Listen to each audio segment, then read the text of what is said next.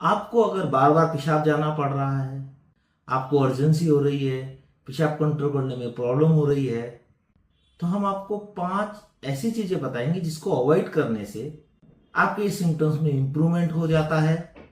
आप urologist doctor के पास जाएंगे, वो भी आपको फर्स्ट ये 5 चीजों को अवॉइड करने के लिए बोलेंगे, और इनको अगर आप नियमित रूप से अपने जीवन शैली में व्यवहार करेंगे तो आपको अर्जेंसी, फ्रीक्वेंसी और अर्ज इनकॉन्टिनेंस, मतलब कि बार बार पेशाब जाने में, पेशाब कंट्रोल नहीं होने में आपको आराम मिलेगा। आप उसको स्वयं ही कंट्रोल करवाएं।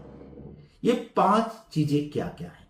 सबसे पहले है डोंट ड्रिंक मच वाटर, मतलब आपको ज्यादा पानी नहीं पीना है, आपको पानी की क्वांटिटी को लिमिट में रखना है। हाँ, अगर आपको किसी तरह की किडनी प्रॉब्लम है या फिर आपको किडनी स्टोन्स हैं और डॉक्टर्स ने आपको बोला है कि आपको पानी ज्यादा पीना है, तो आप पानी ज्यादा पी सकते हैं। लेकिन अगर आपकी ये सब प्रॉब्लम्स नहीं है और आपको फ्रीक्वेंसी, बार बार पेशाब जाना, पेशाब कंट्रोल करने में प्रॉब्लम हो रही है, तो आप पानी की क्वांटिटी को कम कर दीजिए, 2 लीटर या उससे कम।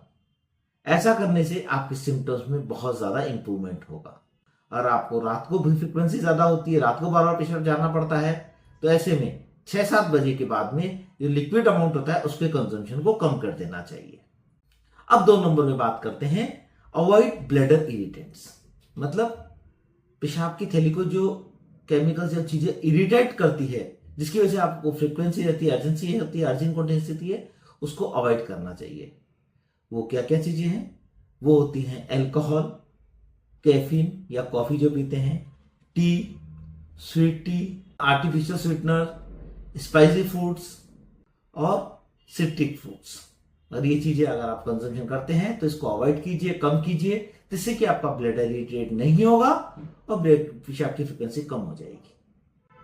3 नंबर पे स्टॉप स्मोकिंग, क्योंकि स्मोकिंग एक ब्लड इरिटेट का काम करता है। उसके अलावा ब्लैडर कैंसर कर सकता है, आपको लंग कैंसर कर सकता है, सीओपीडी यानी सांस लेने में तकलीफ कर सकता है। अगर आप स्मोकिंग करते हैं तो उसको तुरंत बंद कर दीजिए। ये किसी भी तरह से शरीर के लिए अच्छा नहीं होता है, इसके हमेशा नुकसान ही नुकसान होते हैं। और ब्लैडर इरिटेंट मतलब जो आपकी फ्रीक्वेंसी होती है, अर्जेंसी होती है, इसको भी बढ़ा देता है, यानी आपके पेशाब को बार बार जाना पड़ता है और अर्जेंसी को भी बढ़ा देता है।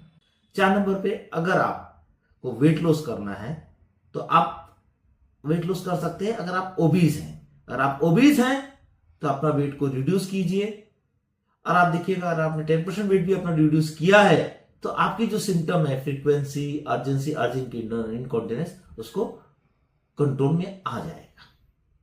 और लास्ट में 5 नंबर है कॉन्स्टिपेशन। अगर आपको कब्ज रहता है, लैट्रिन करने में सख्त होती है, तो उसको आप ट्रीटमेंट कराएं, क्योंकि जहां पे आपका रेक्टम होता है, जहां पे लैट्रिन कलेक्शन होता है, उसके जस्ट ऊपर ही यानी उसके फ्रंट में ही पीछे आपका थैली होता है ब्लैडर, और वो फुल रहेगा तो ब्लैडर को इरिटेट करेगा, ब्लैडर की सेंसिटिविटी बढ़ जाती है, इसलिए आपको फ्रीक्वेंसी बार बार जाना पड़ता है। अगर आपको कॉन्स्टिपेशन है तो इसको आप ट्रीट कीजिए, इसको आप ठीक कीजिए।